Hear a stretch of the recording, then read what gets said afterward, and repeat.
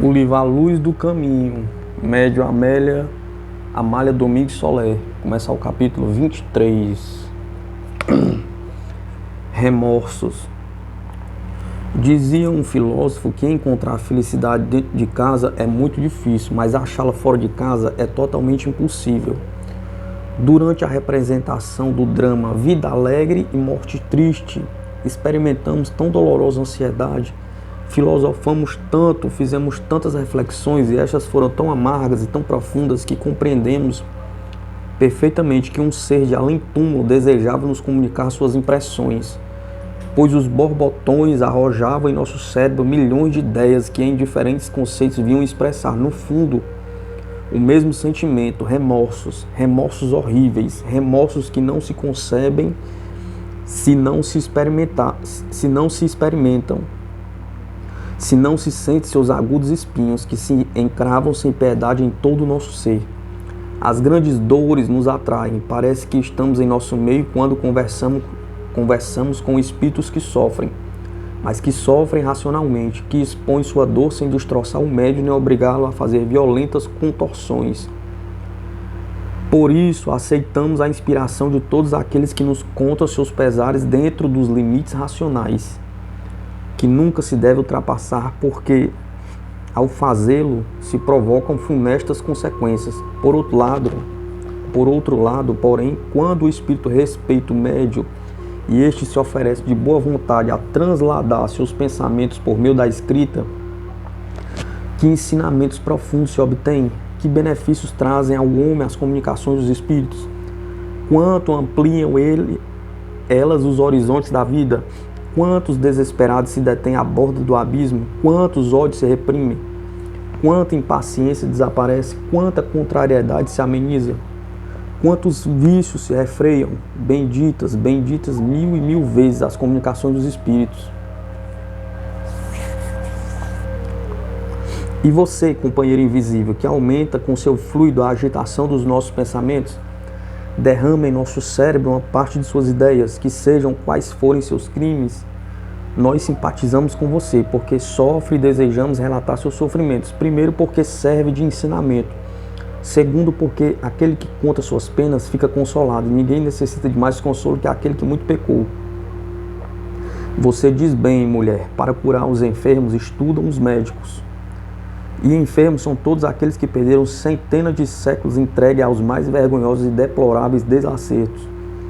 Bem, você definiu as vantagens que resultam das comunicações dos espíritos, pois essa troca de impressões é altamente benéfica à humanidade, que necessita se convencer de que nem tudo acaba aqui, que há depois da vida alegre uma morte muito triste, e de trás dessa morte uma eternidade de dor, uma solidão que nunca se acaba, uns remorsos que jamais se extinguem, uma série de existências mais dolorosas,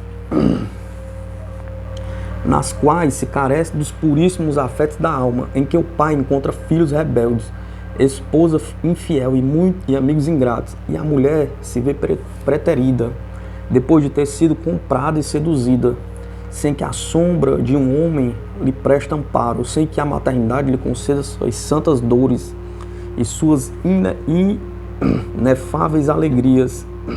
Todos os seres que não formam família espiam os abusos cometidos com a família que tiveram no passado e que não souberam apreciar. Os que têm familiares ingratos é porque em realidade não merecem ser amados. Ter ciência disso é necessário, porque é preciso que se arraigue na humanidade o pensamento de que não existem os lugares pintados pelas igrejas, mas sim a eternidade da vida com seus inacabados remorsos, com sua interminável solidão, com essa angústia que não tem nome na linguagem humana. Sou uma dessas vítimas de seus próprios desacertos, vivo, morrendo faz muitos séculos, mas todos os meus propósitos de corrigenda foram nulos quando em minhas sucessivas encarnações cheguei à formosidade da juventude. Quando meu corpo ágil e forte, embelezado pela perfeição das formas físicas, refletindo em meus olhos os resplendores das mais vivas e enérgicas paixões, se sente dominado por uma atração irresistível pela mulher, pela Vênus impessoal. Para mim, Não era preciso que a mulher tivesse graças ou encantos especiais, bastava-lhe ser mulher para satisfazer meus desejos. Não as perseguia porque as amasse ou porque me seduzisse os encantos de uma mais que outra. Não, eu as encontrava em meu caminho e as fazia vítimas de minha desenfreada libertinagem. Contudo, deparava o ranger de dentes longo que deixava a terra. Quando via então que não havia deixado detrás de mim mais que marca de dor e do escândalo.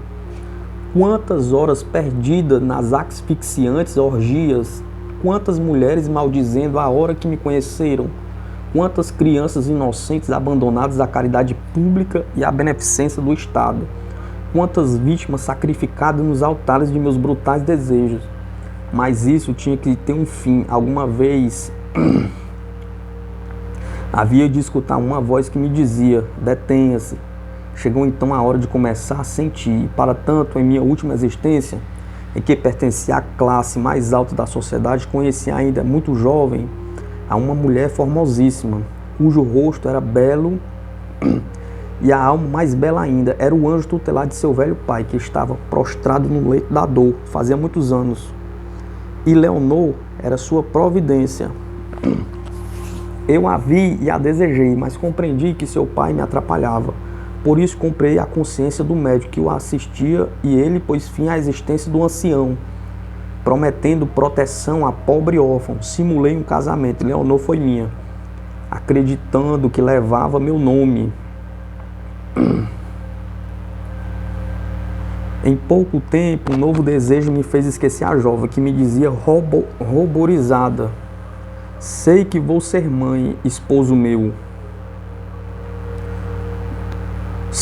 Mas sem sentir o mais leve remorso, abandonei-a e fui para distantes terras, esquecido de que havia feito a desgraça de um anjo.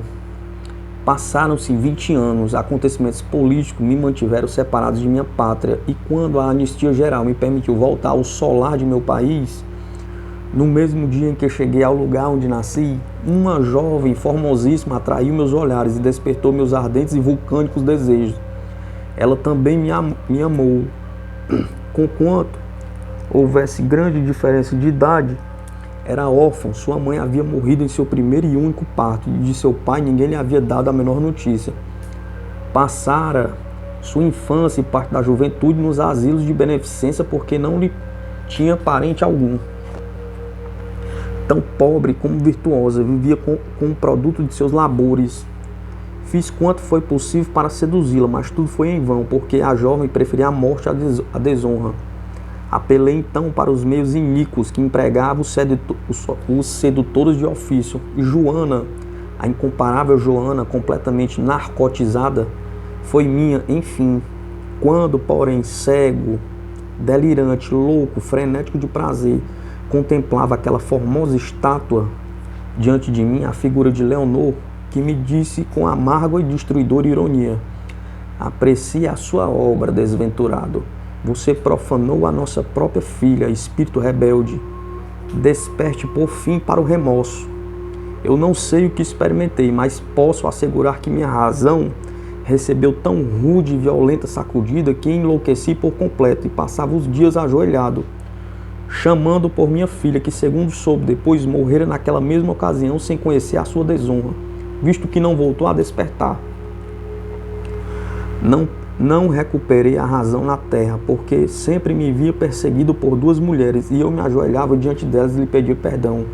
Ou então chamava por minha filha, lançando gritos aterradores. E assim, aquele homem bem posto e elegante, de encaracolada cabeleira negra, com as asas do corvo, de olhar magnético, de força hérculea, valente até a temeridade, se viu reduzido a viver vários anos de modo mais deplorável, atado fortemente a uma ampla poltrona, com a cabeça raspada e coberta com um capuz negro, encolhidos todos os membros, temendo sempre ver a sombra de Leonor e Joana, a quem continuamente pedia humildemente perdão, servindo de motejo e escárnio a meus numerosos criados, que tinham prazer de atormentar-me, apresentando uma jovem dizendo: vamos, não se desespere, que aqui está sua adorada Joana, Então eu me enfurecia, mas todos os meus esforços eram vãos, porque fortes amarras impediam que me movesse, e chorava por fim, como um menino suplicando que me trancasse para que ninguém entrasse em meus aposentos. Assim vivi alguns anos, morrendo numa noite de janeiro, abandonado por todos os meus servidores, sem que uma mão piedosa fechasse os meus olhos, sem que uns lábios compassivos passassem em minha testa, exceto um cão que pertencia a um de meus administradores, e foi o único que me acompanhou nos meus últimos momentos, uivando tristemente quando me via sem movimento algum, quando com um maravilhoso instinto,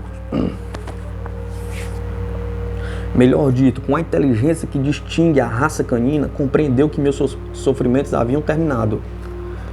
Que alegria tiveram os meus parentes ao saberem do meu falecimento. Realizaram-se solenes exéquias em que se viu como constatavam os negros véus que pediam das altas abóbadas do templo com um semblante risonho e satisfeito dos meus familiares. Que amarga e risão os salmos e as lamentações de mistura com os cálculos sobre se o valor de minha fortuna ascendia a tantos e quantos milhões. Tudo vi, tudo presenciei. Era justo que assim sucedesse. Era preciso que começasse a sentir.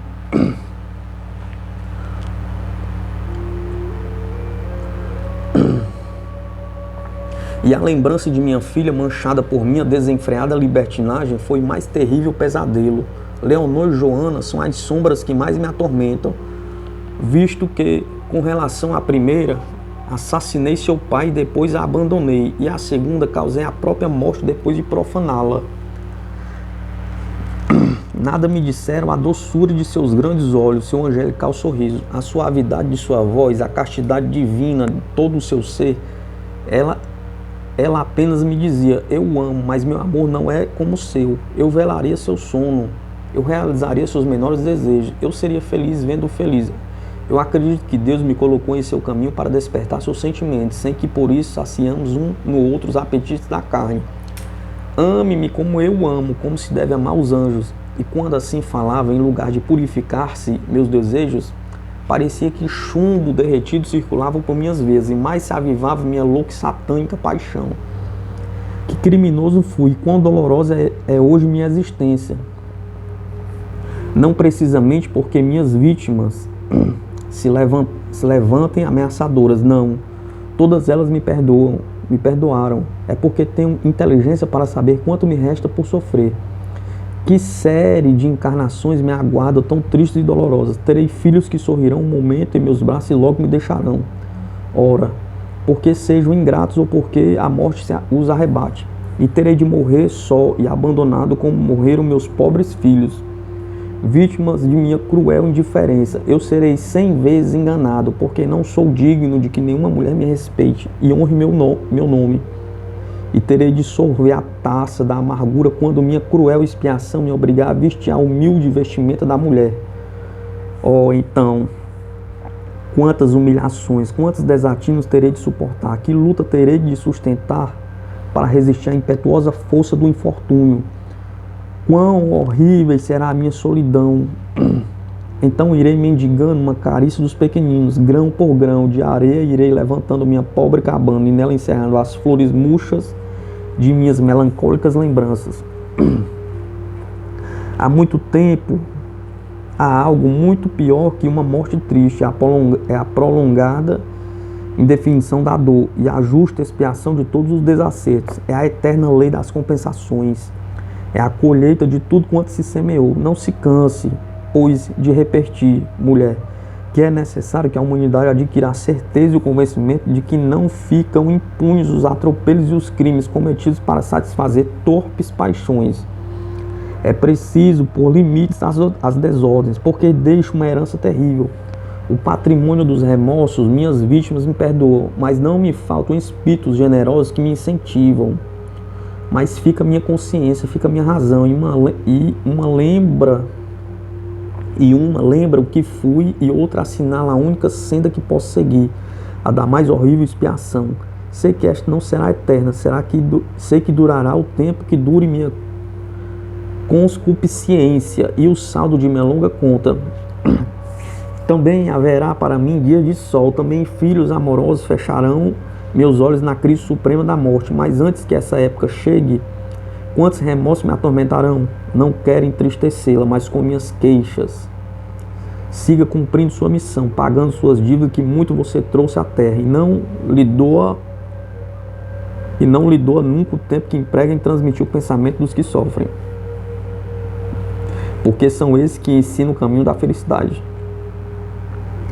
Jamais lamentamos ter relacionado com os que padecem, porque estamos plenamente convencidos de que diz o Espírito que os felizes são as páginas em branco no livro da vida, e os que habitamos este planeta necessitamos estudar e aprender, porque por havermos sido preguiçosos, estamos sem os títulos necessários para ocupar os postos proeminentes em que a felicidade oferece suas horas de plácida calma e doce repouso, e ao espírito que merece gozar de tais benefícios.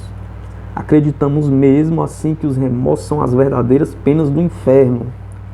Fujamos deles não com as orações rotineiras, mas com o firme propósito da corrigenda, e conseguiremos não a felicidade absoluta, mas sim um bem-estar relativo, em harmonia com nossas condições morais e intelectuais, de todos aqueles que querem progredir. Capítulo 24. As duas gotas de água.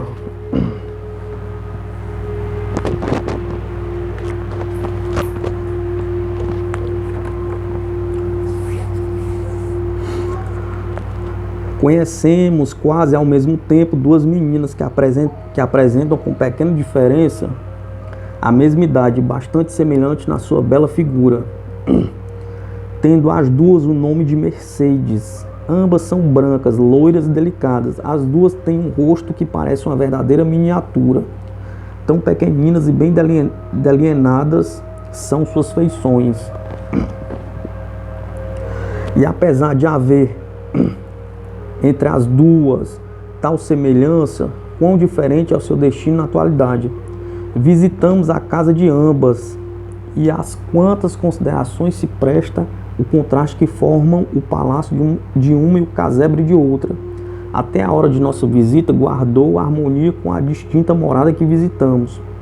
Uma formosa manhã de estio, depois de percorrer uma grande distância, paramos diante de uma igreja situada fora de Barcelona. Seguimos uma estrada sobreada por frondosas árvores, convertida, pode-se dizer, em rua central pelas muitas casas de campo, torres ou quintas que oferecem a vista do viajante, jardins à inglesa, bosques e caramanchões cobertos de verde e floridas trepadeiras. Em uma destas torres vive Mercedes B, que viu florescer as amendoeiras 6 ou 7 vezes. Nada mais risonho nem alegre que aquela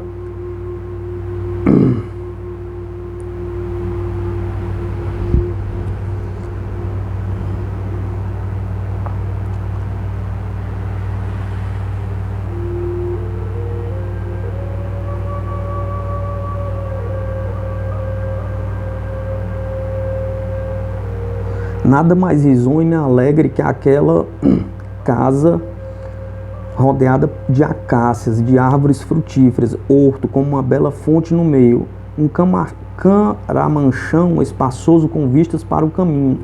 Enfim, tudo o que é necessário para recrear e espairecer uma pessoa, e ali acompanhada de pais amorosos, de irmãs complacentes,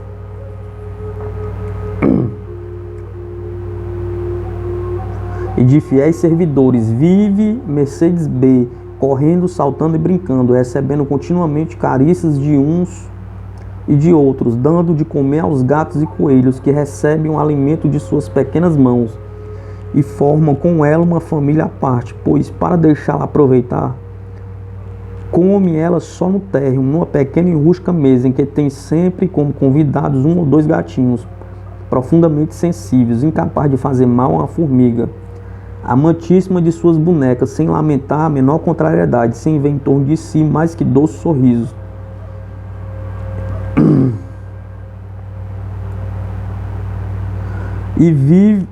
A vida de Mercedes na atualidade é um idílio encantador. Seus lindos olhos revelam a mais perfeita satisfação. Para ela são desconhecidas todas as dores. Somente pensa em brincar, em correr.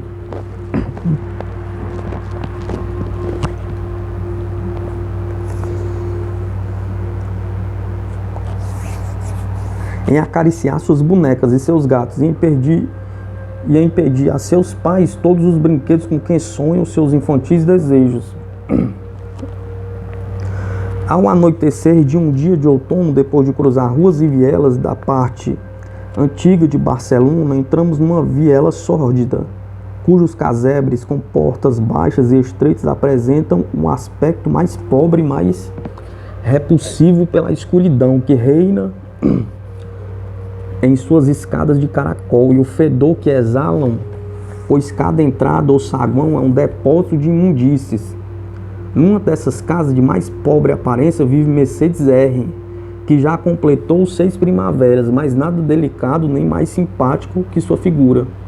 Quando chegamos a encontrarmos na porta de sua casa, sem sapatos nem meias, com uns pedaços de pano rodeados de sua esbelta figura, aos quais algum dia foram vestidos, com o cabelo loiro e muito fino, em completa desordem. Seus formosos olhos olham com receio com que olham as crianças pobres que sempre temem receber reprimenda ou castigo.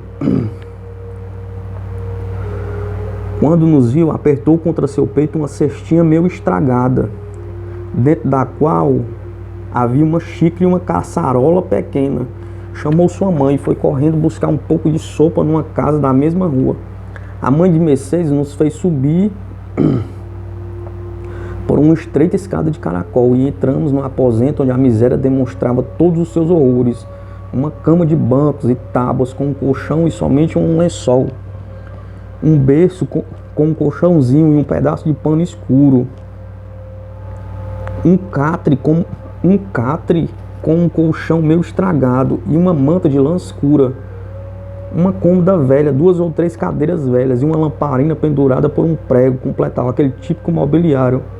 Uma mulher jovem e enferma, com uma menina de poucos meses no braço, como fez as honras da casa, nos fez as honras da casa. Era a mãe de Mercedes que nos contava suas aflições, dizendo: eu não sei o que será de meus 3 filhos, a senhora já viu a mais velha, mas tem outro de 4 anos que vive por milagre. Porque tem a solitária e esta pequenina. Eu, com uma doença incurável, meu marido, a senhora já sabe a morte que sofreu. Primeiro esteve meio louco, depois o atropelou um carro, lhe amputaram as 2 pernas e por fim morreu no Santo Hospital. Minha Mercedes me diz que quer me ver contente porque sempre está me escutando, dizendo que eu vou procurar na morte o fim de minhas penas. E ao ouvir isto de minha Mercedes, chora e diz: bem, se você quiser, nós atiramos as 2 no poço. Qual a diferença entre as 2 meninas?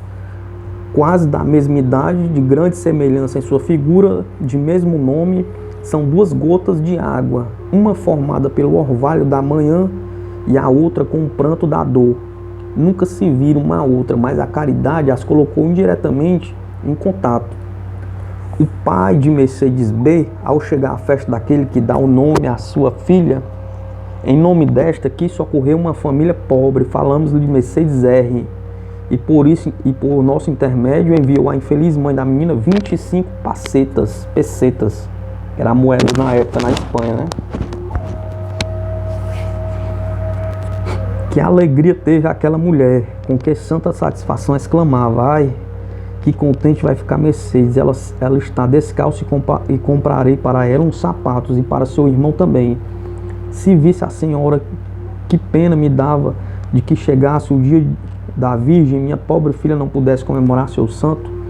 No ano passado já não pudemos comemorar, seu pai havia morrido recentemente. Bendito seja Deus que teve piedade de mim. Que aspecto tão triste apresentava aquela casa que a infeliz mulher lhe empenhou em nos mostrar, levando-nos a todos os seus cantos. E ao entrar na cozinha vimos o fogão apagado sinal sem dúvida da maior miséria, nem frutas nem legumes, nada revelava ali o movimento da vida. A pobre mulher compreendeu nossa estranheza e nos disse tristemente: na minha despensa não há mais que isso, e nos mostrou meio pão. Meus filhos têm tão bom apetite que comeriam tudo, mas eu escondo e assim consigo que dure mais tempo.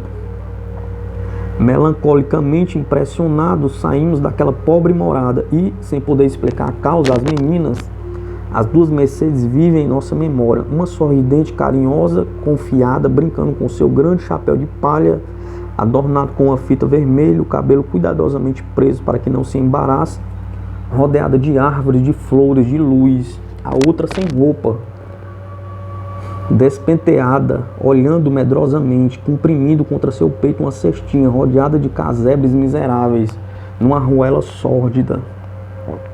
E estas duas meninas ainda não pecaram, ainda seu pensamento virgem não forjou a vil calúnia. São dois anjos que não perderam ainda suas brancas asas. Porque então uma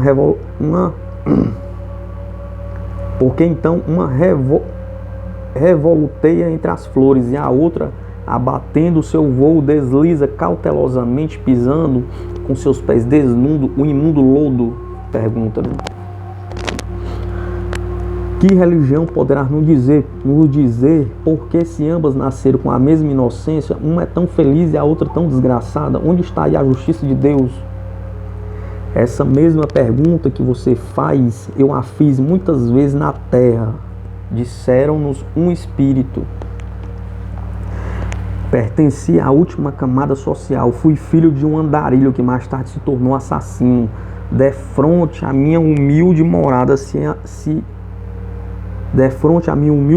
se alçava um palácio gigantesco e em seus espaçosos jardins brincava alegremente um formoso menino. Tinha ele minha idade, idêntico nome, e com a infância verdadeiramente democrática, meu nobre vizinho não se importava. Quando estava de bom humor, me fez entrar nos seus jardins e me deixar brincar com seus arcos, seus cavalos e seus carros. Eu, como é natural, me deleitava naquele lugar encantador e sempre estava desejado que Luiz me chamasse, porque chegamos a ter bastante carinho um pelo outro e parecíamos irmãos, e apesar de minha pobre mãe não cuidar nem um pouco de mim, minha figura era tão distinta que bastava que levasse sozinho e vestisse algo limpo para ficar tão formoso como meu aristocrático vizinho, que passados os primeiros anos de sua infância ingressou no colégio e só vinha à sua casa nas férias. Enquanto isso, a despeito de meu pai, eu quis aprender um ofício e entrei como aprendiz numa carpintaria que existia na mesma rua. Assim é que, enquanto trabalhava, olhava o palácio do meu amigo Luiz. E sempre que podia entrava nos seus jardins, porque o porteiro já me conhecia e não se preocupava comigo. Muito mais porque seus filhos me queriam, e minha diversão predileta era ir nos dias festivos a uma pequena ilha rodeada de um lago onde havia peixes em abundância, alguns patos e vários cisnes,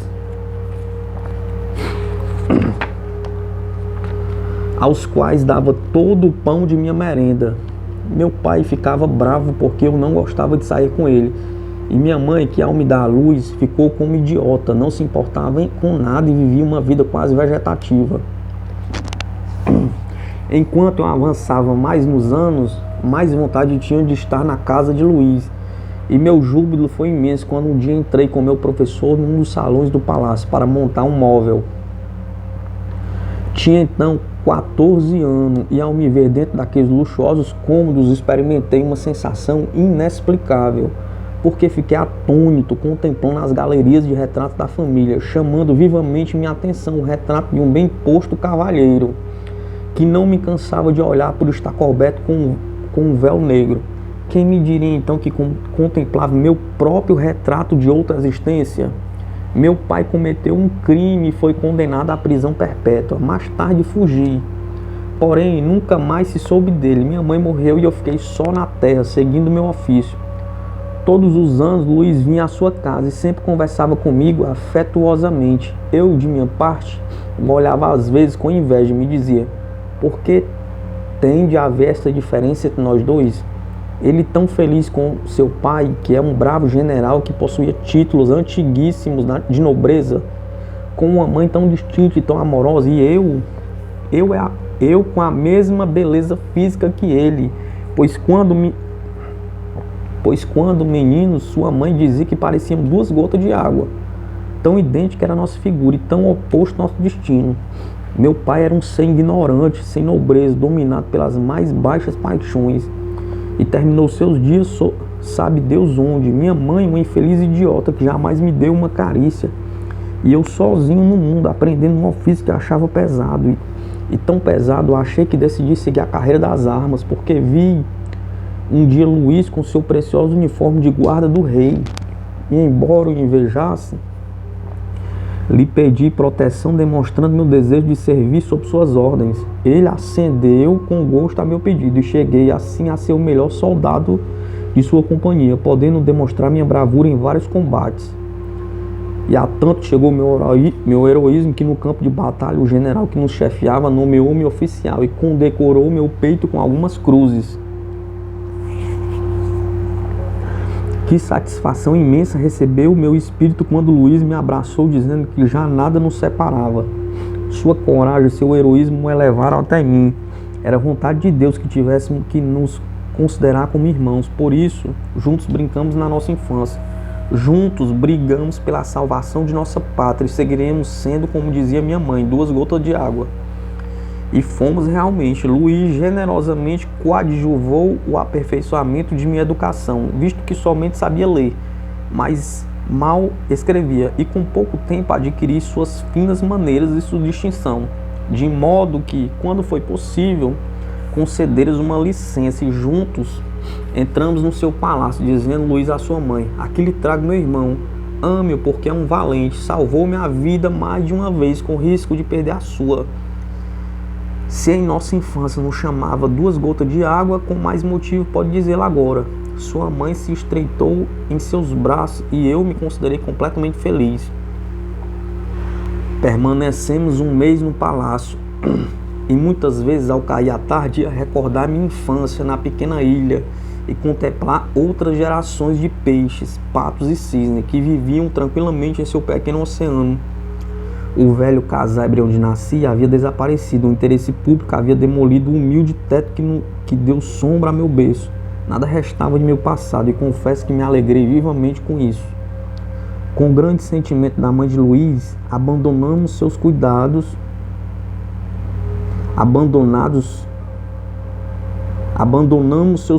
e suas carícias. A guerra reclamava novamente nossos esforços. Luiz e eu lutamos como heróis. Estivemos ambos em perigo de morte. Certo dia eu o vi cair e, compreendendo a intenção de nossos adversários, precipitei-me sobre o inimigo enquanto soldados leais rodeavam meu irmão de armas. Feri e me feriram. Caí para não me levantar mais, mas meu último olhar foi para Luiz. E, compreendendo meu herói de sacrifício, desprezando as balas inimigas, contemplou meu último suspiro e chorou como um menino abraçando meu cadáver. Seu pai, que era o comandante do exército, deu as ordens necessárias para que com toda a pompa fossem transladados meus restos ao panteão da família.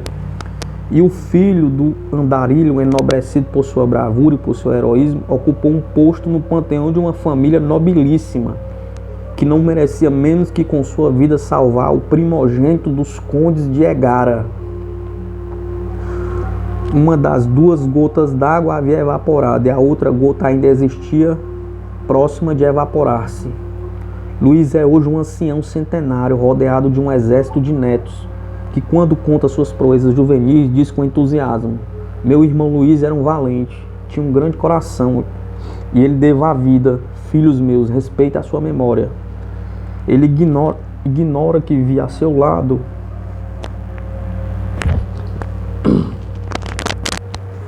Ele ignora que vivo a seu lado, que percorro os jardins de seu palácio e ainda me detenho na borda do lago e vejo como seus netos fazem o que eu fazia em minha infância.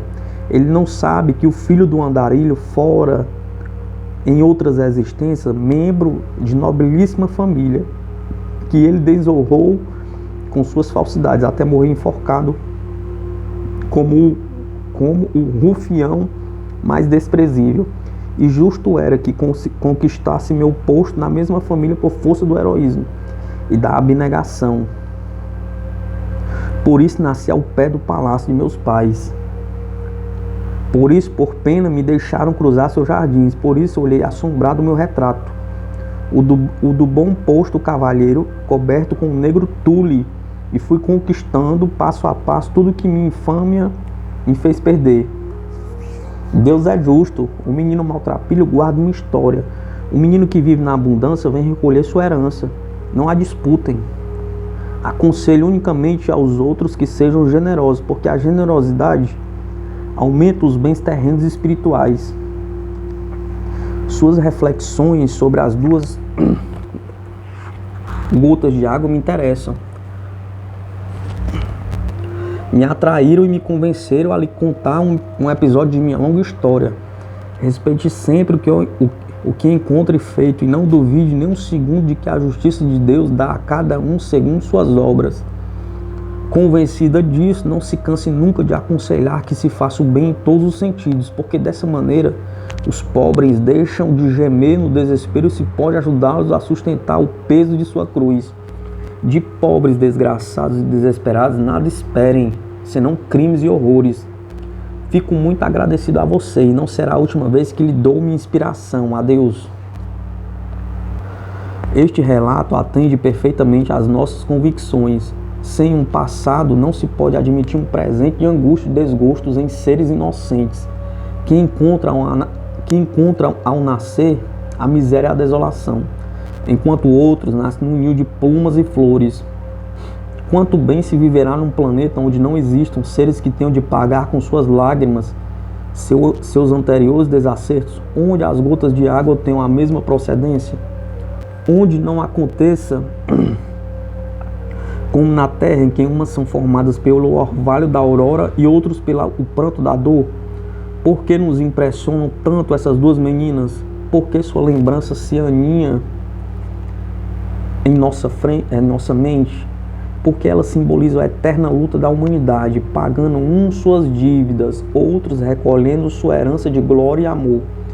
Que infelizes são os primeiros, que felizes são os segundos. Quais são os que estão em melhor caminho para o progresso? Difícil defini-lo, mas como regra geral, avança mais o espírito que sofre do que o que é feliz, porque o primeiro é empurrado pela necessidade, enquanto o segundo às vezes dorme sobre seus louros. Esforça-nos para que uns e outros avancem da mesma maneira, uns resignados com sua expiação, se fazendo dignos por suas virtudes de recuperar o bem perdido, e outros privando-se do superfluo para enxugar o pranto dos desgraçados e comemorando suas festas do modo que fez Mercedes B, que levou um momento de conforto à triste morada de sua infantil companheira. Benditas sejam as crianças ricas que se lembram das crianças pobres.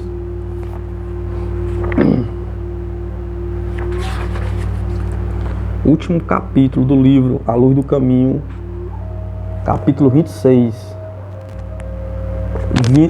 Viemos à terra para sofrer, não para gozar.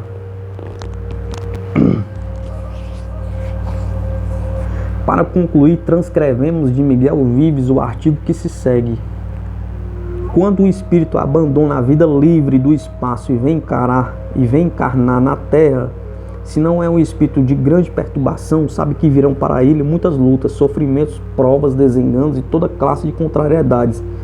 Mas aí a influência da matéria é tão grande que o espírito fica sem conhecimento de causa durante todo o tempo de sua infância. E quando desperta para a vida, se vê rodeado pelo bem e pelo mal, então começa a refletir. E os hábitos e inclinações adquiridos se manifestam com todo o seu poder. Como todos os espíritos que viemos encarnar na Terra, temos mais de mal do que de bem. Em nossos primeiros atos realizados com conhecimento de causa, pois se manifesta logo a tentação para os vícios, as paixões, o orgulho, o objetivo de bem-estar.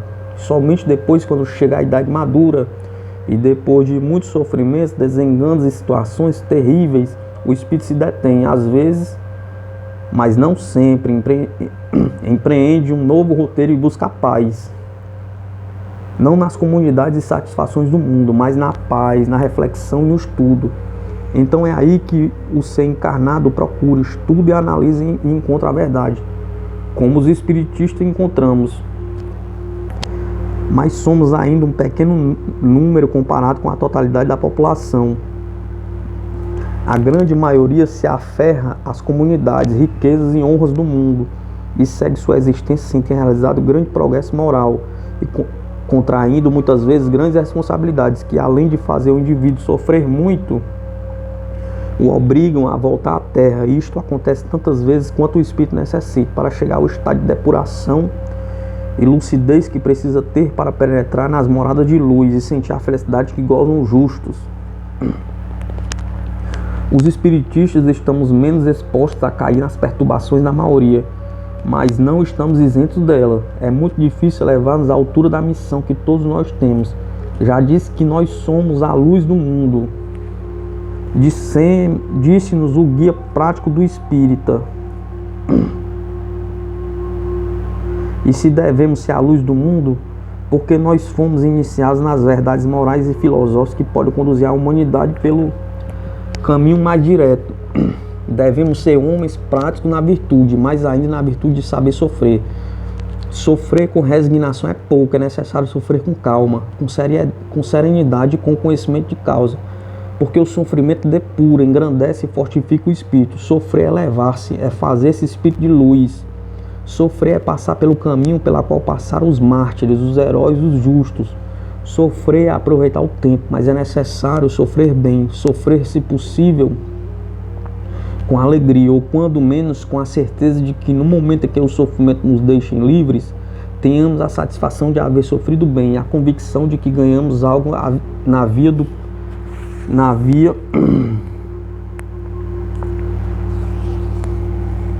de nosso progresso e que estamos dispostos a receber os novos sofrimentos que hão de vir, esperando-nos com calma, com seriedade e com a segurança de que viemos dar um novo passo no caminho de nossa perfeição. Porém, não duvidem, irmãos meus, o sofrimento passado, como nos aconselham os bons espíritos, é a prenda de maior valor que levamos ao reino de Deus. Para se convencerem disto, consultem as obras espiritistas, leiam as comunicações, escutem os espíritos, observem quais são os espíritos mais elevados que chegam até vocês, pobres encarnados da terra, e verão que são os mais elevados, os que mais sofreram, os que chegaram até o heroísmo de haver dado a sua vida pelos outros. Escutemos um espírito de muita luz que faz poucos dias se apresentou a médium e lhe disse: por que vocês buscam sempre na terra horas de calma e de paz? Pergunta: não sabem que a terra não é morada de paz, mas de luta? Outra pergunta: esperem sempre horas de prova e sofrimento, mas esperem-nas com ânimo, sereno e coragem, e assim não os contrariarão tanto as lutas e os pesares da vida. Vocês que amam tanto o mestre, não sabem que ele na terra não encontrou senão a luta?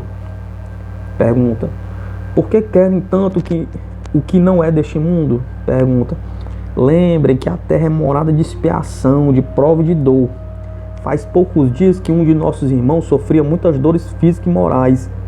A médium, em suas orações, pediu consolo para o citado irmão. O espírito lhe apareceu rapidamente e lhe disse: diga ao irmão que tanto sofre que resista às dores que o assediam, mas com serenidade e coragem, que não se deixe abater, porque saber sofrer será o melhor trabalho que para o seu bem terá feito na atual existência. Que recorde a história de Jesus e siga os passos dele. Estes são os conselhos de grandes espíritos, porque sabem que os sofrimentos são de grande proveito para o espírito que sabe sofrer. Observem ao mesmo tempo que os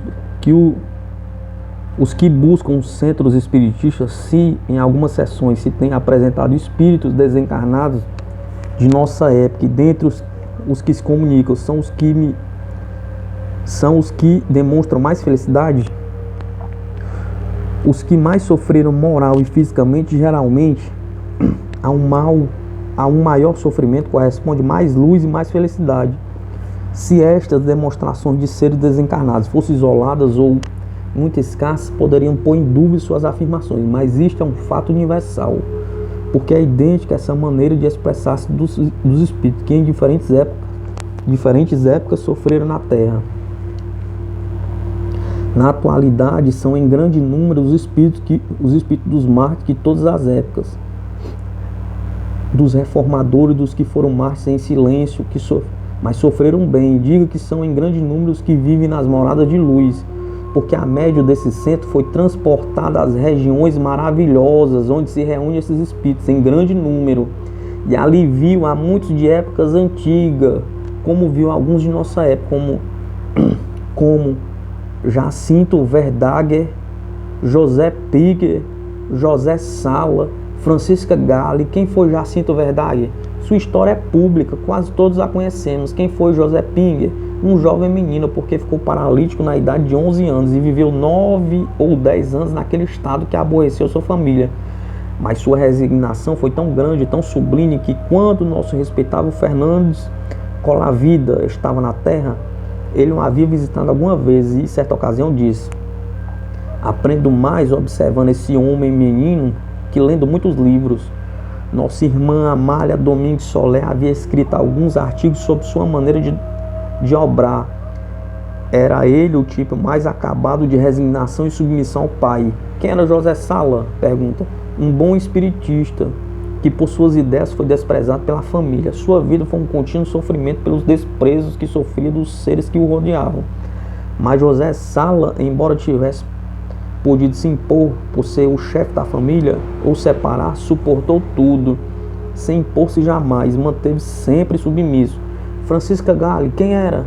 Era a irmã de caridade da vizinhança e, no entanto, desencarnou por causa de um câncer no estômago, cuja enfermidade suportou com verdadeiro heroísmo.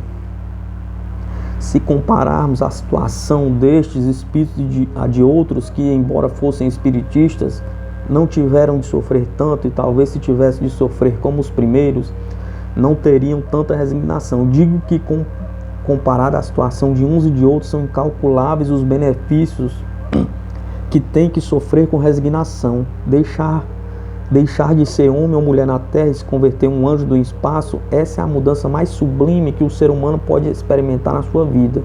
E digo isto porque em nossos estudos espiritistas podemos comprovar. Os espiritistas que foram heróis do sofrimento e na dor, os que se entregaram com toda a submissão à lei divina, os que no meio de seus sofrimentos não somente não amorteceram seu amor pelo Pai, mas sentiram satisfação em acatar sua lei, se apresentam com tanta luz e formosura e com lucidez e felicidade tão grande que uma comunicação ou uma vidência verdadeira deles parece que nos transporta a regiões desconhecidas. Sua influência é tão sublime, consoladora e edificante que nos regenera. Parece impossível que aquele ser que tanto sofreu no mundo tenha hoje tanta alegria, tanta satisfação, tanta felicidade. Como Ping e Sala, tivemos a ocasião de tratar algumas vezes e não parecem aqueles que tanto sofrem na terra, mas emissários do Altíssimo, que quando chegam a nós deixam-nos impregnados de consolo, de satisfação e de felicidade, e com o desejo na alma de pedir ao Pai que nos envie sofrimentos para podermos elevar-nos a tão sublime posição como eles ocupam. Dessa maneira, se na terra nos agoniam os sofrimentos e com tanta afã desejamos sair deles, isso se dá por nossa ignorância. Não quero dizer que tenhamos de buscá-los, mas digo que quando ocorrem devemos aceitá-los como um benefício que vem de cima e que nos proporciona meios para nos fazer espíritos de luz. Devemos pensar que na terra nunca seremos felizes e teremos sempre algo que nos mortificará. Por isso, já que viemos para nos encerrar nesse lugar lúgubre mundo, para aproveitar o tempo, para nos elevarmos, significa ficar estacionados, permanecer nesse estado em que, por não queremos ser heróis de uma vez, prolongamos nosso martírio e tardamos muito a ser espíritos livres e de luz. Isso não acontece somente aos espíritos que estamos encarnados na época, mas se dá com todos os espíritos que têm saído depurados da terra, principalmente com os espíritos que vieram desempenhar uma grande missão e cujos ensinamentos e condutas servem de exemplo à humanidade. E se mirarmos o Senhor em sua vida, Em suas prédicas e em seus martírios, que deduziremos disso? Pergunta. Ele não teve casa nem lar desde o momento que começou sua pregação. Não levou alforje nem bastão, nem dinheiro nos bolsos. Comeu onde estava e dormiu muitas vezes ao relento. Seu amor pela humanidade fez com que sempre estivesse rodeado de enfermos, inválidos, deserdados e pobres de espírito de matéria. Entretanto, não se queixou, e quando seus apóstolos convidaram para comer ou descansar, respondia: deixe-me, que eu tenho que estar com as coisas de meu Pai. E converte a mulher adúltera e a torna a sublime Madalena, e levanta o paralítico, abre os olhos aos cegos, e a todo devolve a saúde do corpo e o bem da alma. Sim, a todos que o escutam e o seguem, e quando os aflitos lhe permitem algum descanso, vai aos opulentos e grandes e lhe diz a verdade. Os afronta por seu mau proceder e não se cansa de uma vida de tanto sacrifício, de tanta abnegação, até que o prendem. E como tratam? Pior, muito pior que o mais empedernido criminoso, sem nenhuma consideração, infligindo-lhe os insultos mais grosseiros e dando-lhes os tormentos mais dolorosos. E, no entanto, ele não se queixa, não exala nenhuma exclamação, submisso como manso cordeiro. Sabe que sua via dolorosa será percorrida por muitos, sabe que sua resignação será exemplo para muitos, sabe que sua obra será sempre recordada e que constituirá a via dolorosa que seguirão os mártires, os heróis e os justos. Sabe que muitos abraçarão a cruz por ele simbolizada, como sinal de redenção. Por isso não estranhemos que a terra seja um lugar de dores e sofrimentos, quando tão grandes espíritos vieram traçar a via que temos a seguir. Não estranhemos, porque já sabemos que estamos a grande distância de nossa paz e de nossa felicidade, e que a maneira mais fácil de percorrer o caminho que devemos seguir é sofrer, mas sofrer bem, sofrer com calma, com seriedade, sempre com a convicção de que é o caminho mais rápido para adquirir nossa felicidade. E se algum dia, no meio do sofrimento, se abater nosso ânimo, lembramos do grande exemplo quando a mulher, nesta vida em que tantas angústias tem que enfrentar, se encontrar em situação de apuros, que transporte sua imaginação no momento em que Maria chegou ao alto do Calvário e viu pregado na cruz seu amado filho. Lembre-se que não passou ainda por situação tão terrível. E quando os homens nos sintamos aflitos por desenganados e recebidos, assediados pela miséria e pelos sofrimentos, recordemos o Senhor naquelas horas de agonia passadas na cruz, desamparado por quase todos, em que, em vez de lhe darem consolo, encheram de insultos e não lhe deram água para apagar sua sede, mas fel e vinagre. Recordemos quando sofremos que estamos muitas vezes deitados numa cama, rodeado de seres amorosos que nos dão toda a sorte de consolo e se desvelam por nós. Aquele que não estiver rodeado pela família, com certeza estará dos elementos que proporciona a caridade. E aquele que for tão pobre e se encontra só no mundo, ao menos não se verá atormentado de igual modo. Desde o rico apulento até o necessitado, todos temos o exemplo de Jesus. Sejamos corajosos, sejamos espiritistas de verdade, façamos como faz o soldado valente no meio da briga, que com seu entusiasmo tudo suporta para chegar à vitória. Senhor, perdoa-me se me atrevo em recordar-te tanto. Depois do Pai, é para ti que sobretudo amo. Que mais poderia ter feito minha mãe do que dar sua vida sofrendo tanto para me ensinar o melhor caminho? Obrigado, Senhor, por isso sempre te amarei, sempre recordarei os meus irmãos, e teu exemplo de abnegação, de sacrifício, de humildade, de virtude viverá constantemente em mim para praticá-los nos momentos preciosos. E se chegar a saber cumpri-lo, se minha conduta e meus feitos chegarem a ser agradáveis a ti, terei conseguido minha felicidade. E se um dia, através do espaço, te puder encontrar, dir-te-ei: Senhor, nada sou, nada valho, nada tenho, mas te amei e te amo muito. Permite-me, pois que ainda que seja o último, o mais insignificante, o mais inútil, possa estar entre o número dos que te servem. Te amo e cumpre a tua vontade. Fim.